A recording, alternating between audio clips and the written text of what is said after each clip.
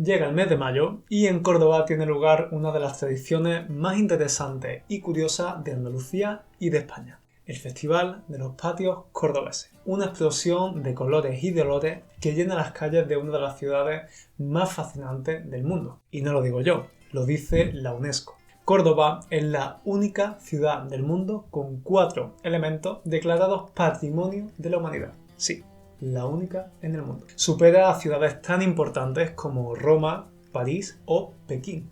La fiesta de los patios cordobeses es uno de esos elementos considerados Patrimonio de la Humanidad. Una tradición que obviamente tenía que incluir en este podcast. Hoy te enseño 7 curiosidades, aunque en realidad son muchas más, sobre Córdoba y sus patios. Bienvenidos y bienvenidas al episodio 66 del podcast Andalusian Spanish to Go, el único podcast centrado en el acento andaluz para estudiantes de español de nivel intermedio y avanzado. Recuerda que puedes usar la transcripción más el glosario de este episodio y de todos los episodios de forma totalmente gratis. Además, si estás escuchándome en alguna plataforma de podcast y no en YouTube, con la transcripción tendrás imágenes que te ayudarán a imaginar mejor todo lo que te voy a contar. Porque hoy, te aviso, vamos a aprender un montón. Cada año, durante las 2 primeras semanas de mayo, Córdoba se convierte en un espectáculo de colores. Y como en la mayoría de ciudades andaluzas, sus calles se impregnan, se llenan del aroma de la flor de los naranjos. Una flor que se llama azahar, palabra que viene del árabe saj, o como se pronuncia. Pero curiosamente, esta explosión de colores y de olores no está en las calles, sino escondida en la intimidad de sus conocidos patios. Estos patios están cerrados durante todo el año porque pertenecen a particulares, es decir, son propiedad privada de los vecinos de la ciudad. De hecho, hace unos años yo fui en junio y no pude ver ninguno porque, claro, eran casas privadas que estaban cerradas. Sin embargo, estas 2 semanas del año se celebra en la ciudad el famoso Festival de los Patios Cordobeses, un concurso en el que participan muchos vecinos de la ciudad que compiten por ver quién presenta el patio más bonito y mejor cuidado de Córdoba. Este concurso centenario se celebró por primera vez en 1921 y se ha convertido en uno de los mayores atractivos turísticos de la ciudad. Tanto es así que en 2012 la UNESCO declaró este festival y estos patios como Patrimonio de la Humanidad. Así que ya tenemos el primero de esos 4 elementos considerados patrimonio. Y es que estos patios son mucho más que patios con flores. Como escribe Matilde Cabello, una poeta y periodista andaluza, hoy los patios de Córdoba se abren generosos a Europa, porque sin ello el viejo continente se vería más huérfano de historia. Hoy te hablo de la tradición de los patios cordobeses, pero para que puedas entender bien esta tradición y su importancia histórica, primero tenemos que embarcarnos en un viaje por los más de 2000 años de vida y de mezcla cultural de esta fascinante ciudad. Esta mezcla cultural es una de las cosas que define la identidad de Andalucía y es tan importante que en mi curso online Entiende el acento andaluz le dedicamos una actividad específica en la que los estudiantes no solo aprenden más curiosidades culturales, sino que pueden mejorar su comprensión auditiva escuchando el acento de todas y cada una de las provincias de Andalucía. Y por supuesto, eso incluye el acento cordobés, al que le dedicamos una unidad completa. Entiende el acento andaluz es el único curso en internet que te ayuda a entender mejor el español de Andalucía y de esta forma poder vivir una experiencia auténtica cuando estés aquí. Por eso estoy súper orgulloso de él. Te dejo el enlace al curso en las notas del episodio o en la descripción del vídeo en YouTube. Más o menos en el centro de Andalucía se encuentra la preciosa ciudad de Córdoba, o como se la conoce, Córdoba la Llana. ¿Y por qué? Pues aquí viene la primera curiosidad sobre esta ciudad. Popularmente se cree que este apodo, Córdoba la Llana, se usa porque Córdoba tiene una geografía relativamente plana de interminables campos sembrados de olivos y vides, la planta de la uva. Y concretamente la ciudad de Córdoba también es relativamente plana en comparación con otras capitales andaluzas como Málaga o Granada. Aunque esta teoría no se sostiene, no es demasiado sólida, porque hay partes de Córdoba que también son súper montañosas, por ejemplo en el norte de la provincia. Hay una explicación mucho más interesante y que nos cuenta mucho sobre su pasado. Y es que existe una palabra en árabe que es al-Yana, una palabra que significa el paraíso. En numerosos textos andalusíes, es decir, de la época musulmana, se hablaba de Córdoba como al-Yana o el paraíso en la tierra. Este apodo siguió usándose, aunque se fue adaptando la pronunciación hasta acabar pronunciándose la Llana, en lugar de al-Yana, que curiosamente tiene otro significado ahora en español, como ya te he contado antes. Pero quizás te estés preguntando, Antonio, ¿y qué tienen que ver los árabes aquí? ¿No es España un país cristiano y católico? Efectivamente, pero no siempre fue así. Por cierto, si quieres saber un poquito más sobre la importancia de la religión en España en la actualidad, te recomiendo escuchar el episodio 47 de este podcast. Pues bien, estudiante, si conoces, aunque sea un poquito, la historia de España, y más concretamente de Andalucía, no te sorprenderá que haya mencionado a los árabes. Si por algo es famosa Andalucía, es por la combinación de monumentos y elementos árabes, romanos, cristianos o judíos. Y aunque ciudades como Sevilla o Granada quizás tienen más fama internacional, posiblemente Córdoba es el mejor ejemplo de toda esta historia. O quizás deberías decir Córdoba, el nombre que le dieron los romanos en el siglo I a.C., o Corteba, como la llamaban los árabes. Pero volviendo a Córdoba, estudiante. Pasear por sus calles es como abrir una caja de sorpresa. Lo único es que es un poquito más grande que una caja de sorpresa, porque te cuento otra curiosidad de esta ciudad. Córdoba tiene uno de los cascos antiguos, es decir, de los centros históricos más grandes del continente europeo. Cada esquina te sorprende con un detalle, un edificio o una plaza que nos transporta por los más de 2000 años de historia de esta ciudad. Columnas romanas, arcos árabes, iglesias medievales o barrios judíos. Precisamente por ello, todo ese centro histórico fue considerado Patrimonio de la Humanidad por la UNESCO en 1984. Sí, ya tenemos 2 de los 4 elementos. Y esto me lleva a la siguiente curiosidad. ¿Sabías que la serie de televisión Juego de Tronos eligió grabar algunas escenas en esta ciudad? Recuerdo estar viendo la serie, quedarme mirando la pantalla, pausarla y preguntarme, espera, ¿este no es el puente romano de Córdoba? Y sí, efectivamente lo era. Te dejo las imágenes en la descripción del episodio, para que lo puedas ver. El puente romano de Córdoba es uno de los puentes mejor conservados de todo el Imperio Romano y hasta el siglo XX fue el único puente que unía las dos partes de la ciudad, que está separada por el grandioso río Guadalquivir. Río que, por cierto, es uno de los más importantes de España y es el mismo río que pasa por Sevilla, pasa también por la provincia de Huelva y termina desembocando en Cádiz. El puente romano de Córdoba es una de las huellas históricas de esta ciudad, que fue fundada por los romanos en el año 169 a.C. y que además fue la capital de la Bética, una provincia del Imperio Romano que curiosamente coincide más o menos con lo que hoy en día es el territorio de Andalucía. Si os gusta el fútbol, quizás conozcáis el equipo sevillano Betis, el Betis. Pues bien, de ahí viene el nombre de ese equipo de fútbol, de Bética, del nombre que le dieron los romanos a esa provincia.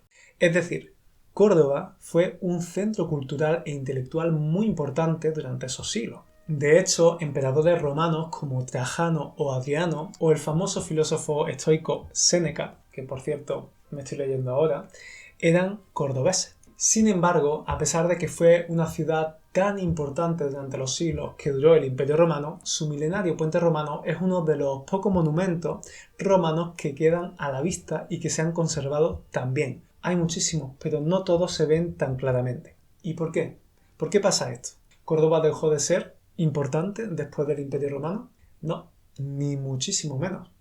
Ni muchísimo menos, es decir, en absoluto. Muchos de los monumentos de esta época, el anfiteatro, el teatro, muchísimos templos, termas e incluso villas, están un poquito escondidos porque han sido adaptados o directamente eclipsados por la otra cultura que hizo que en el siglo X y XI, es decir, alrededor del año 1000, Córdoba llegara a ser la ciudad más poblada y avanzada del mundo conocido, junto con la antigua Constantinopla, es decir, la actual Estambul, en Turquía. Y es que los árabes estuvieron presentes en la actual España desde el año 711 hasta el año 1492. Y otra curiosidad, ¿sabes cómo llamaron al territorio que conquistaron? Al-Ándalus. Al-Ándalus. Sí, exacto.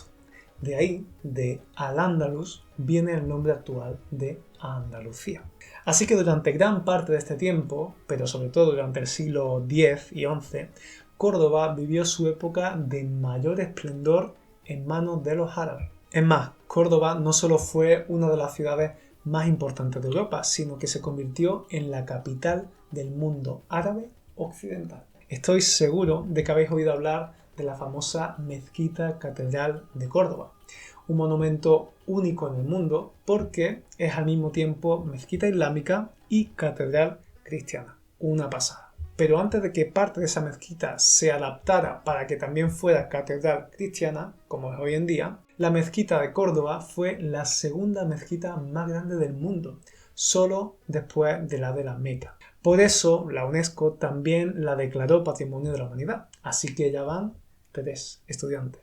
3 los elementos Patrimonio de la Humanidad. Recordamos, los patios, el casco histórico y la mezquita. Aunque obviamente, aparte de la mezquita, hay muchos otros monumentos árabes como los numerosos zocos, es decir, los mercados árabes de la época, o también la impresionante Medinat Azahara, una ciudad palatina, es decir, una ciudad-palacio, construida a las afueras de la ciudad y que fue el último elemento en ser declarado Patrimonio de la Humanidad hace relativamente poco, en 2018.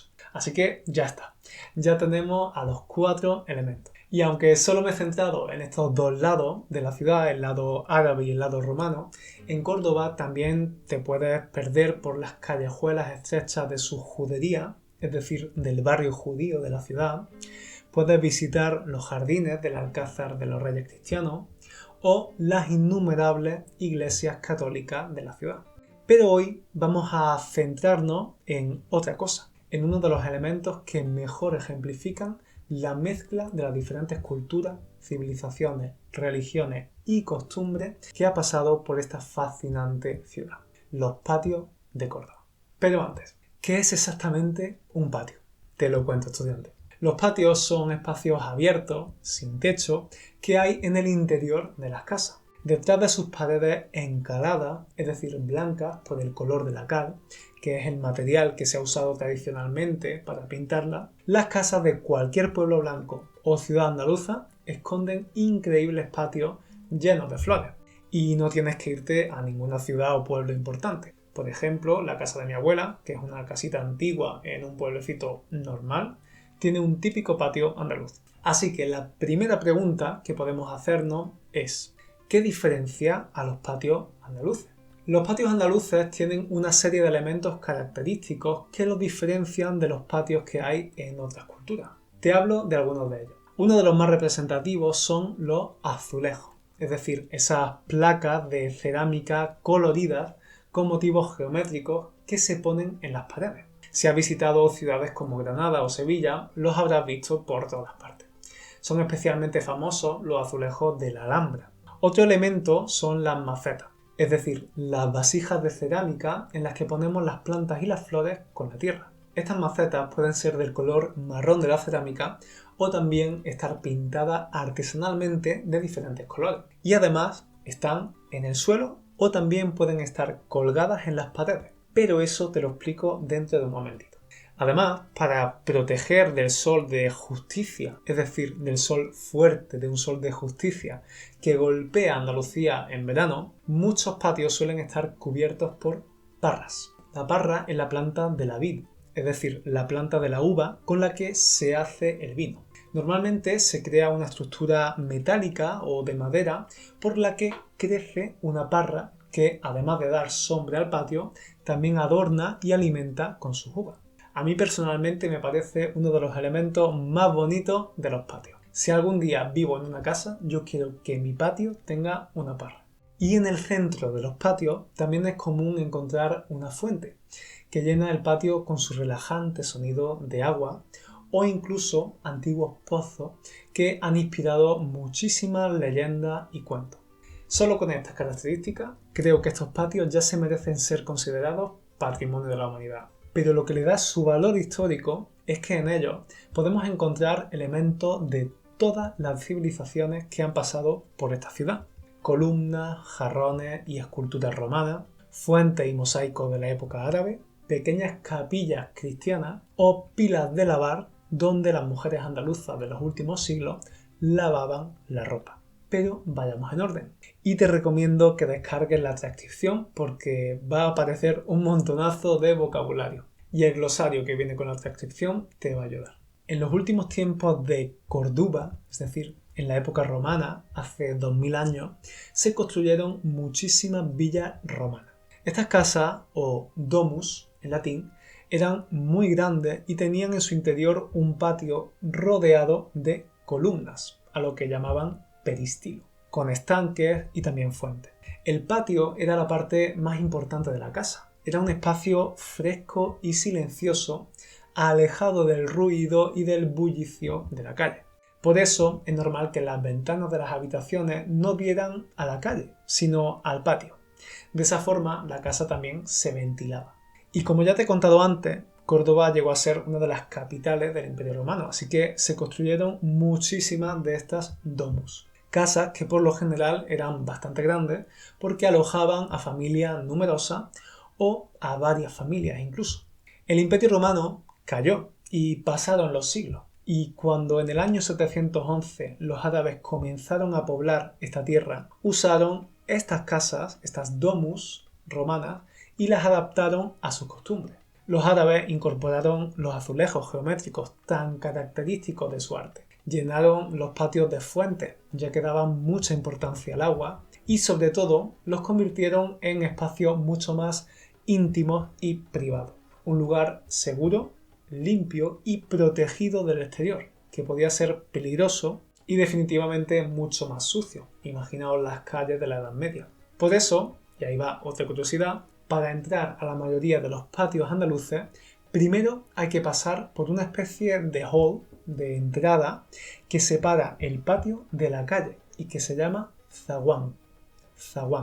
Y es que para los árabes el patio era la representación del paraíso en la tierra. Y para convertirlo en un paraíso comenzaron a hacer algo que sembró la semilla de lo que hoy en día son los patios. Comenzaron a poner muchas macetas o tiestos, ¿recuerdas? Los recipientes donde están las plantas, en el suelo y también en las paredes. Sin embargo, con la conquista cristiana de la ciudad, estos patios comenzaron a abrirse y las flores de sus patios a marchitarse, a secarse. Después de una época de gran esplendor de la ciudad, después de ser uno de los mayores centros culturales e intelectuales de Europa, en los siglos siguientes la ciudad comenzó a despoblarse y sus patios quedaron abandonados y descuidados. Tenemos que viajar en el tiempo hasta el siglo XVIII-XIX para que estos antiquísimos patios volvieran a llenarse de vida. Y fue por una razón muy peculiar. Al contrario de lo que había pasado en época romana y andalusí, durante estos siglos Andalucía se convirtió en una región realmente pobre, cuyo principal y casi único motor económico era la agricultura. Por eso muchísimos jornaleros, es decir, trabajadores del campo que no cobran un salario mensual, sino que cobran por jornada o día trabajado, una palabra que seguimos usando para la gente que trabaja temporalmente en el campo, la de jornalero, pues toda esa gente emigró hacia la ciudad, hacia Córdoba, en busca de más oportunidades y una vida mejor. Sin embargo, estos jornaleros se dieron cuenta rápidamente de que la vida en la ciudad no era muy diferente a la del campo. Allí también serían pobres y vivirían en la miseria. Pero vamos con otra curiosidad. Todavía existían esas casas enormes de las épocas antiguas, que estos agricultores convirtieron en casas comunitarias. En algunas de estas casas podían vivir hasta 19 familias. Familias que además por aquel entonces eran muy numerosas. Imaginaos cuánta gente en casas tan pequeñas. Así que, ¿dónde creéis que socializaba toda esa gente? Está claro, ¿no? En el patio. Jamás podrían haberse imaginado esas personas pobres y en su mayoría analfabetas que esas columnas y fuentes que decoraban los patios tenían cientos o miles de años. En el patio de esas casas comunitarias se hacía de todo. Las mujeres cosían y lavaban en las pilas, los niños se bañaban en barreños, es decir, antiguos recipientes que se usaban como bañera, los hombres bebían y arreglaban sus herramientas de trabajo, los ancianos y ancianas dormían en su mecedora, un sillón que se balancea, que se mece, y a menudo se hacían fiestas donde se tocaba la guitarra, se cantaba y las guapas cordobesas bailaban. Y ahí tienes la última curiosidad, estudiante. Esta imagen de gente pobre pero alegre, vestida con trajes folclóricos, cantando y bailando flamenco u otras músicas populares en patios orientales llenos de flores, es la imagen que muchos poetas y pintores románticos capturaron en sus libros y cuadros y que ha formado ese estereotipo de Andalucía que todavía perdura. Terminamos nuestro viaje en el siglo XXI, en 2024, en una ciudad que cada mes de mayo se abarrota, es decir, se llena de gente que visita estos patios. Y algunos pueden llegar a tener más de 2000 macetas que llenan de 1001 colores y olores este museo vivo que son los patios de Córdoba. Patios cuyos propietarios cuidan durante todo el año y arreglan especialmente para que estas 2 primeras semanas de mayo cualquier persona de cualquier parte del mundo pueda admirar la herencia, el legado de una de las ciudades más hermosas del mundo. De esa ciudad conocida como Córdoba la Llana o como los árabes la llamaron Al-Llana, es decir, el paraíso en la tierra. Espero que este episodio te haya gustado, estudiante, y que hayas aprendido un montón. No olvides darle a me gusta y valorar el podcast con 5 estrellitas para que puedas seguir creando contenido, nuevos episodios y ayudándote. Recuerda descargar la transcripción más glosario para aprender el doble con este contenido y nosotros nos vemos en el siguiente episodio. Hasta entonces.